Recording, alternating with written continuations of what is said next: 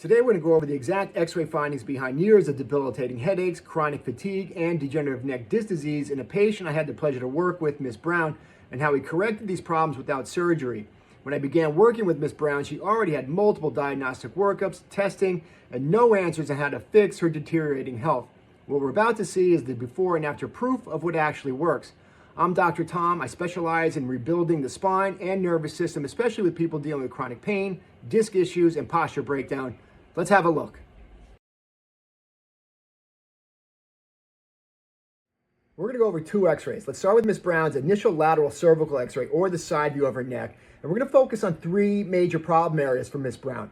Problem number one, when we're looking at the side view of the neck, obviously facing this way, what we want to see in that side view of the neck is this good fluid arcing curve out here towards the front of the body. And then it's going to dip backwards between the shoulder blades. But this good fluid arcing curve towards the front of the body is normal. That's what we want to see. What we do see with Ms. Brown is she has a significant reversal of that curvature where her spine is going backward. That is abnormal. And this places massive amounts of stress on both the physical and neurological function of the body. Why? This thing up here, your skull on average weighs 12 to 15 pounds. So it is a very heavy object. And we have all the weight of your skull and all the stress and pressure from gravity pushing on it straight down. When we have that proper curvature, all the stress and pressure gets placed back here on the joints. That's where we want it to be. But once we lose that normal curvature, for whatever reason, all that stress and pressure gets placed over here, over the bones and discs, and they're not meant to handle that kind of pressure day in and day out. So they will start breaking down at a faster rate due to abnormal weight bearing. That is why Ms. Brown is showing a significant C5 disc injury with lots of damage. Call this degenerative joint disease, degenerative disc disease. But that stress and pressure just breaks down the spine, and symptomatically, it's just going to cause problems like chronic neck pain, lower neck pain. Neurologically, it causes problems into the arm. Typically, this level here is going to be everything from shoulder to elbow, opening the door to problems like pain, tingling, numbness, weakness, sensitivity to heat, cold touch. It does not mean you're going to have all those problems, but once we get damage at that level of the nervous system, it opens the door for those problems to exist. That is problem number one. Problem number two for Ms. Brown, we're going to shift our focus to the top of the spine, and that connection between the skull and bone number one. We call that C1, Atlas, whatever we want to call it. What we want to see is that spacing between those bones to be nice, even, and open. What we do see, however, is it basically looks like the skull and bone number one are fusing together. And why is this happening? Well, when we lose that proper curvature in the spine, what's automatically going to happen is it's going to push or drive our head down. But most of us aren't going to walk around staring at the floor all day. So what we're going to do is raise our eyes up, looking straight ahead. And when we do this day in and day out, this creates this big, jumbled, jammed up mess up there. Symptomatically, this is going to cause chronic upper spine pain. This tight, relentless pain restriction at the skull, where your skull and spine come together. Neurologically, it's going to cause problems like headaches. Typically everything from the side of the head above the ear, wrapping around to the front of the head above the eyes. You can wait to the end of the video where you can hear from Ms. Brown herself, where she's going to talk about these symptoms. But that's problem number two. Problem number three for Ms. Brown, we're going to shift our focus to the bottom of the chain where the neck and the mid-back come together. And this is a significant problem for Ms. Brown. We have the 7 bones that make up her neck. So we have C7 right here, and then the bone below that is T1, the first bone in your mid-back. What we want to be able to do with this view here is if I went to the back of each of these bones, I should be able to draw one continuous fluid arcing line through all these bones, all the way through C7. Then I go to the back of T1 and draw that line there, and we can see a fairly significant gap, which measures out to be about 5 millimeters. But this is a significant problem because this is instability. And the reason why this is happening is once we lose that proper curvature here, well, now your muscles and ligaments become inundated with stress. Muscles move our bones and joints. Ligaments anchor our bones and joints together. The ligaments are what create stability within our spine. And once those ligaments start to become inundated with stress, over time, they're going to start to fail eventually. So what's happening here is bone C7 is allowed to start sliding forward on top of bone T1 because those ligaments are failing, and this is instability, and this creates a serious problem because it creates that proverbial kink in the hose. And what happens here is all this extremely sensitive tissue, your spinal cord, starts to become overstressed, and now this opens the door for problems above and below that problem area. So what we did is implemented our disc rejuvenation home rehab program with Ms. Brown. We taught her how to use some very spine-specific rehab tools. These tools offer us a massive mechanical advantage, giving us results more efficiently, effectively, and overall, most importantly, more sustainable results long-term. We don't want just Band-Aid fixes. And in that system, we taught her 3 basic components. One is how to start to release the muscles of the spine, not just the neck, but neck all the way through the low back. If we want the joints of the spine to be able to move better, we need the muscles to do their job better. So release component, get those muscles to be able to do their job better. Component number 2 was start to build better mobility through these bones and disc and joints. In order to do that, we use your spine and disc respond to a very specific type of movement. So we implemented a couple tools to really start to open up those joints and allow these discs to start to heal. And then component number 3, well, we have to start building better structure into the spine. If we want long-term results, we have to start building better structure in there to take the pressure off all that soft tissue, the bones, the disc, the muscles, the ligaments, so they can all start to heal.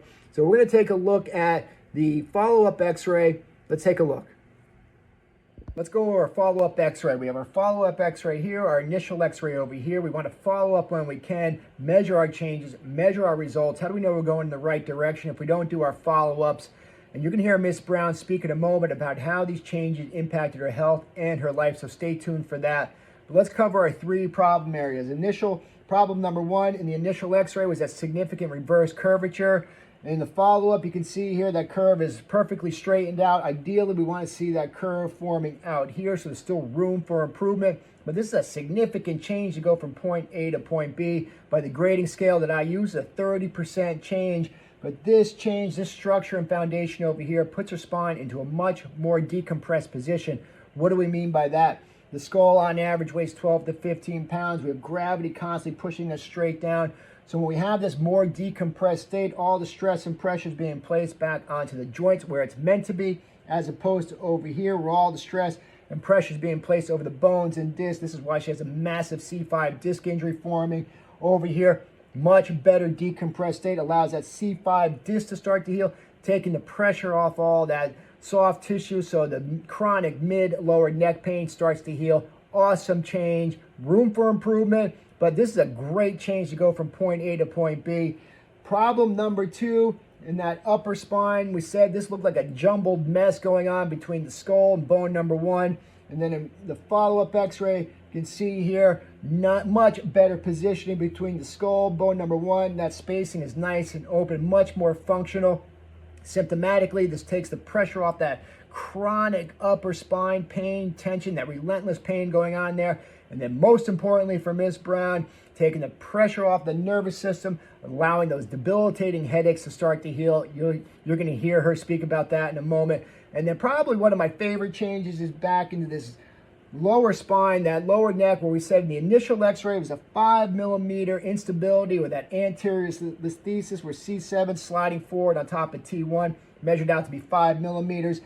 Now over here, measures out to be 2 millimeters. This is an amazing change. This is a 60% improvement on that instability. Again, room for improvement, but a much better decompressed state here. Takes the pressure off the ligaments, allows the ligaments to start to do their job and start to hold the spine into a better position, opening the door for massive healing throughout her body. Much better position for her health. You're going to hear Ms. Brown speak about that in a moment.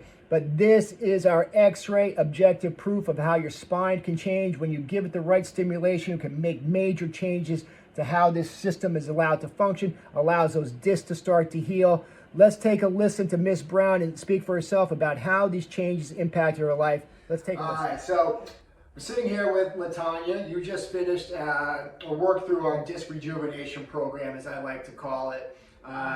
When we first started working with each other, you were dealing with a lot of discomfort, obviously, chronic headaches, yes, problems with that, debilitating headaches, really. So just give me a little information about what you were dealing with when we started to work together. It was non-movement of my neck. That was my biggest thing. Headaches every day, pressure on the back of my neck. I think I was more like migraines than headaches. Yeah, it's like a more intense, obviously, type of headache. I would be having a regular conversation, start laughing. The pain, I have to stop laughing, leave the conversation, and just go somewhere, sit in the dark, fetal position. Yeah. It's crazy. It was crazy. That's crazy. Yeah. And that's no way to, there's no way to be able to function through a day. And 3 it's to not 5 days a week, and they came in series of 3. So if I got it one day, 2 more days of expecting the pain. Same thing. And since we're talking about it on that end, it wasn't like you and I were the first, well, I wasn't your first stop, as I would say. Oh, many doctors.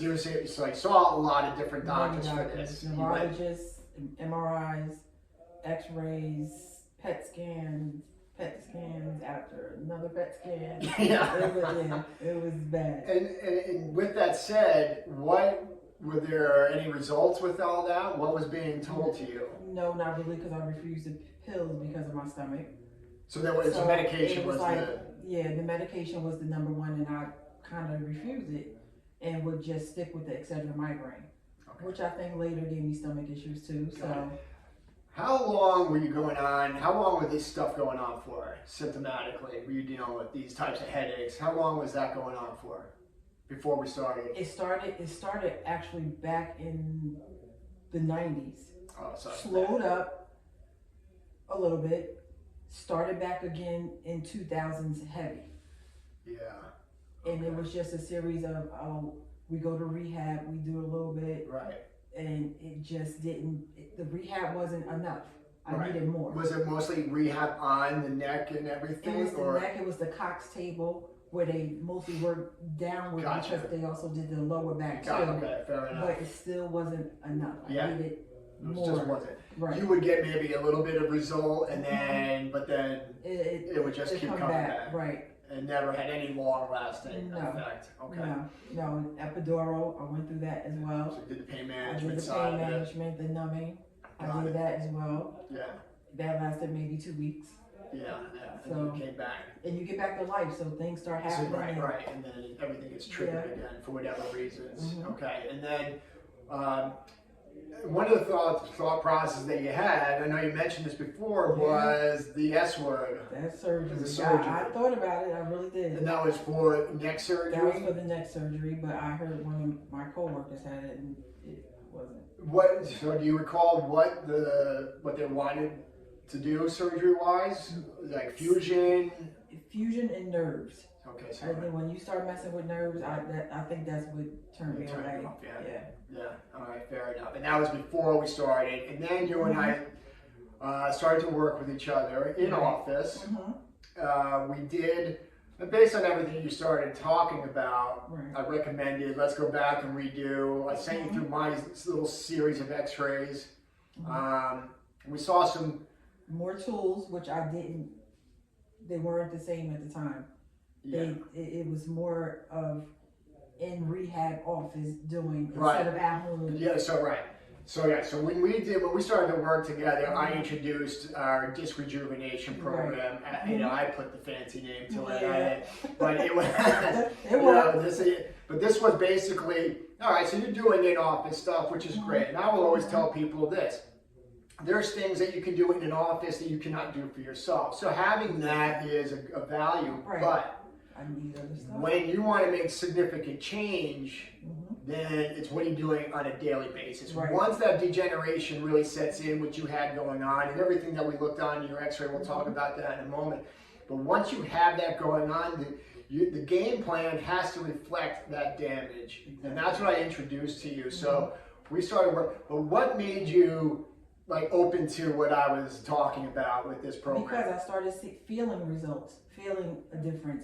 I was actually sitting at work saying something was wrong, and one of my coworkers that also come here and loves it. Yes. She said, "What's wrong?" I was like, "I'm not in any pain. I was in constant pain in my neck every day. Yes. Just constant pain, lower back, just constant." So it wasn't just the neck; it was everything going on. So after months of coming, it felt okay. I was so used to the pain. That's just what I know. Right.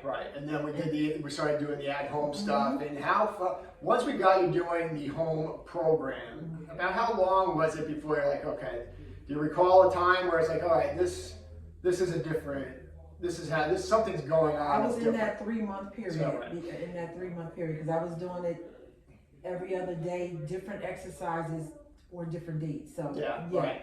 And I think that's typically what I tell people. You got to give something 3 months, Right. To really start to see change. Lasting change. Yes. And just to go back in terms of, so you were getting headaches how often? 3 to 5. 3 to 5 a week. And in terms of the intensity, I always say 1 to 10. 10 being so bad you go into the hospital. Well, 11. And I have been. I did. You did go to the hospital, so that's not a joke. I did. You were at the hospital for this stuff. Yeah. And now we did our program. We worked. You did all the work. I just, we worked with some tools to start making changes based on everything we saw on your X-rays and based on what we just looked at on your X-rays. How do you feel about what we just saw? It was crazy. I never thought that would turn back. Yeah. That neck was out there the wrong way. Yeah. I never thought you could fix that. Yeah. Who would think you can fix that? Right, because you're told no one thinks you can fix these things, right? You're never told this can change. Nope. Ever. Nope. I just thought I was I'd just be living like this. Yeah, I know. And it's horrible, but these things are obviously changeable. Yes. You made great change. Put the work in. You put the work in. You have to. You have to give. You have to put some effort into it. Otherwise, you're not going to get anything out of it. And just where you are today, you're not perfect, right? Not perfect. We know that. We know there's still change to be made. But now that you can actually see results, so it's not just me telling you you're doing better. And it's not just a little bit of symptomatic change, but you can actually visualize the change on an X-ray. Again, just in terms of where you are, how many headaches do you get now, approximately? Maybe 1 every 3 weeks. Maybe. So let's just say a couple a month, maybe, type of thing. Fair enough. And then they're not intense. Now, so that would be the next one. How intense? So at 11 before, when you're at your worst, where would you be now? Maybe at a 2. So I mean, that's 2, crazy. Yeah. That's amazing change. Nothing compared to that. Nothing. I can still walk when I have it. The other one, I couldn't walk. Yeah, I mean, that's amazing change. My head just felt heavy. Yeah. Heavy. It was just pushing towards the front. Yes, and I always tell people this. I want you. Of course, I want you to feel good. We all want to feel good. I mean, it's a terrible thing to be day in day out going through this stuff. Yes. I mean, no doubt. Especially when it affects your head. Head pain is different. One thing, right? Head and back pain. Head is just terrible. So I always obviously want you to feel good, but at the end of it all, I want you to know that your body's functioning great. That's how you know you fixed a problem or started solving a problem, and not just be a Band-Aid for it. Right. So medicine was the Band-Aid, a lot of people think, but it's not. Yeah. If somebody was sitting here right now and was kind of, because there's a lot of people out there who are kind of lost, not getting the right answers, or not happy with the answers they're getting, and kind of lost in what to do, what would you tell them about what we did and what kind of work you just did? You have to put in the work to see, and I like the fact that it's several things that you're doing at one time and not just one thing. Yes. But the work focusing on different tools, it's a killer. It's in the beginning it hurts and you want to give up. Don't. So now, as far as the program that we put you on, so how was it easy to implement? It was easy. Yeah, it was easy. Nothing complicated about it, right? You just have to want to do it. You just have to want to do it. Yeah, you have to have the discipline to do it. Yes. If you want to make change, you have to put be out the of work. pain, you'll do it. You'll do it, yeah. Yeah, because it's fairly easy to implement. Nothing. It wasn't nothing complicated. No. Just needed some time. That's it. I do them at work. You do it I right. do them at work. Exactly. So it's stuff you can do at home. I get on my wiggle pillow and I do my back. I'm at work. I'm doing my workout. That's awesome. You did fantastic. Obviously, there's still some change to be made, but now, again, you have a process to working it. Yep. Keep getting better. Thank you for all your help. Oh my gosh. My pleasure. You just don't know. My pleasure. Thank you, Thank you. Latanya. Thank you. If you're dealing with chronic headaches, degenerative disc issues, and symptoms with no real solutions, it all starts with scheduling a 15-minute phone call. Let's review your case and see if we're a fit for each other.